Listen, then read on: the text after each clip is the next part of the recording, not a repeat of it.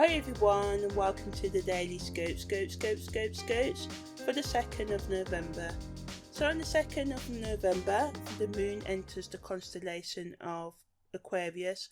So some people may be more detached than normal emotionally, but generally they can be more friendliness and charitableness in the air, people helping each other and being focusing on humanitarian causes and matters.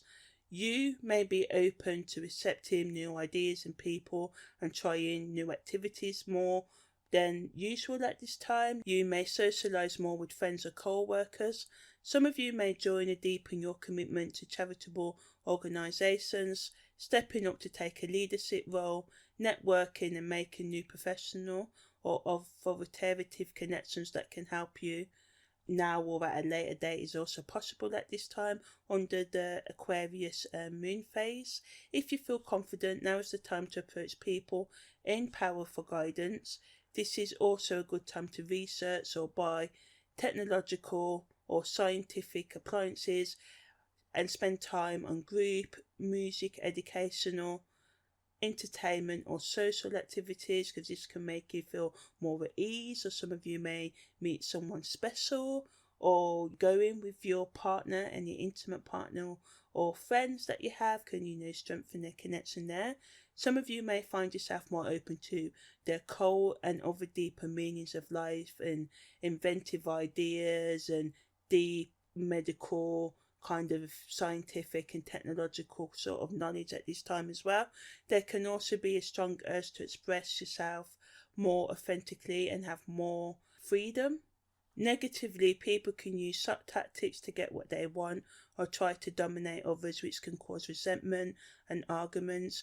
People can be fickler now, changing their mind, saying, yeah, I want to do this, and then saying, no, I don't want to do it, blowing hot and cold and being more unpredictable than usual, which can cause you and others to be impractical or unreliable. You can start new ideas, this is all great, but know that the saying goes, Rome wasn't built in one day. It takes planning and strategy and getting back up after each fall to bring your dreams into reality. The best use of the moon transiting in Aquarius is to look after your close relationships. Do all you can to help yourself, your family and or your community right now. Be open to original and innovative concepts, like I said, and work with restrictions rather than rebel too much. And that's not to say don't seek your freedom and all the rest of it and assert yourself, but pick your battles wisely. That's all I'm saying. And be considerate of other people's feelings and emotions right now as well, even though you may personally be detached from them at the moment. Appreciate that not everyone's going to feel this way. When the moon is in the constellation of Aquarius, it's an excellent time to trim your plants and to store and plant bulbs and to sow chives, onions, leeks, shallot, garlic, amaryllis, tulips, daffodils and lily seeds, if you can still do that. In the country that you're in England, we can't be doing daffodils and lilies, I think, unless we're growing them into some kind of hothouse indoors. But yeah, also perfect time to get rid of parasites, domesticate in your garden if you want to slow growth for any reason as well. So training your plants and stuff like that and trimming the roots and all the other things that can stunt growth if you're limited in space. It's also excellent time to plant onions, apparently, according to ancient knowledge, when the moon's in Aquarius, because it will bring in a bigger harvest at harvest time. Also, as well as the moon going into the constellation of Aquarius, Mercury makes a BiQuintile to transit Jupiter. So this is subtle energy, and when I say subtle energy, it means that it's not normally felt like, say, a trine, conjunction, opposition or square is. But if you have strong Mercury or Jupiter, Pluto, Scorpio, Pisces, Neptune or 3rd, 8th, 9th or 12th house placements or aspects in your chart, you may feel this more. And this brings in a sort of sudden consciousness awakening, becoming aware of new information that can broaden your outlook on your life and your place in the world. Can also allow you to solve problems that have been causing you trouble for a while. You may have dreams or waking thoughts and visions that lead you to open up to the concept of life beyond logic and intellectualism and all that you see with, you know, the eyes of the material world. Some of you may be drawn into metaphysical, higher consciousness concepts. Others would take a more traditional, intellectual, scientific, technological or philosophical approach to expanding your consciousness at this time. And that's okay, because some of us are more logical, some of us are more right brains, spiritual, metaphysical, and some of us are just like sort of like balanced, and that's all good, you know. Some of you may take a deep interest in music or looking back at historical events or researching mythology from various cultures. That can be triggers for this consciousness expansion right now. Others of you will be triggered more from within, just the intuition or just the feeling, being more inwardly led than being driven by something internal from you. Although not all of you would take physical action to act on these thoughts or intuitions that come out right now, but you know, they may become useful at a later date. And some of you won't even be aware. We have this word download with information. You just may have a dream, or you must just have this kind of brainwave and just like, I get it, I get life, or I get why this is like this, even though this problem could have been, you could have been questioning and overthinking about this problem for years, decades even. So yeah, sudden insights into complex knowledge that can leave you with a deeper understanding and an inner knowing which can change your belief system forever.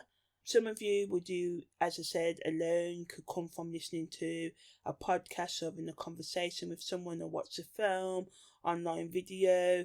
And some of you may meet an interesting person or spend time with someone who's interesting or intellectual or has deep knowledge that you already know. So deal with this knowledge sakes you right now. You'll be more willing and open to taking it in. Also, this aspect allows for you to create, simplify complex information and present it in a simplified way that can help others understand it more simply, taking deep, mystical, scientific, mathematical equations even, and just breaking them down into easily understandable chunks. Also today, Venus makes a quincunx to Chiron. So when Venus makes a quincunx to Chiron, you may battle with the issue of lack of self-acceptance, respect and confidence. Unhealed emotional, psychological, spiritual trauma may make you feel like you're going under. Wounds associated with your appearance, rejection, neglect may come up, and although you may have battled with these issues for a while and you may feel like running away from them right now and just like, oh, just tired, I don't want to deal with this energy allows for you to ask yourself questions like, why do these feelings keep on coming up in your life? Who or what triggers these feelings in you? Is it past memories that you've been running from, and thinking of ways that you can deal with them rather than numbing yourself with them with any intoxicating substances, relationships or self-destructive habits? If you do that, it may be hard to do so, but some of you may decide to heal these old wounds once and for all at this time. This is a good transit for those who have already been working through their emotional, spiritual, psychological suffering to share their wisdom with others. Listening and having compassion for those who need it right now can not only help you feel more at peace, but can help them with their healing journey and you with your healing journey. It's important that you embrace any person who may come to help you during this time, even though it may be help those who need it, if you can, of course. Don't make anyone cross your boundaries, and don't force yourself to do things that you really don't want to do, but know that sometimes we pull up these false defenses to stop ourselves from doing the work that really will set us free out of our misery and depression and anxiety. And I know it's not easy of clipping your fingers, because I suffer, and you know, with these things I have my up and down days still, but you can still find that kind of middle ground where you're able to sort of like move forward in some areas. And sometimes overthinking just causes more depression and anxiety, and sometimes if we want to live our best lives, we just have to do rather than overthink. You may find it hard to embrace who you are because others may have put you down and stuff, and you may have struggled with doing what you know will make you happy due to feelings of shame or guilt from your past, and you may find it hard to be vulnerable and just have decided to not deal with emotions. But like I said, it's up to you. This energy allows yourself to get out of your comfort zone and helping you to reflect on any of your past life lessons and experiences. And doing this can strengthen your sense of self and purpose. Some of you may decide to start a book, a personal blog, or some other public kind of sharing of your ideas or feelings or experiences right now. Or you can help others work through any issues they've got with self-worth and not being able to express themselves if you yourself have struggled with these issues before. So all in all, this transit allows for the confronting, understanding and management of your lack of self-confidence in yourself on this physical, spiritual and intellectual levels, so that you can gain or regain your sense of self-empowerment. So yeah, that's the daily scopes for the 2nd of November. Take care and see you tomorrow.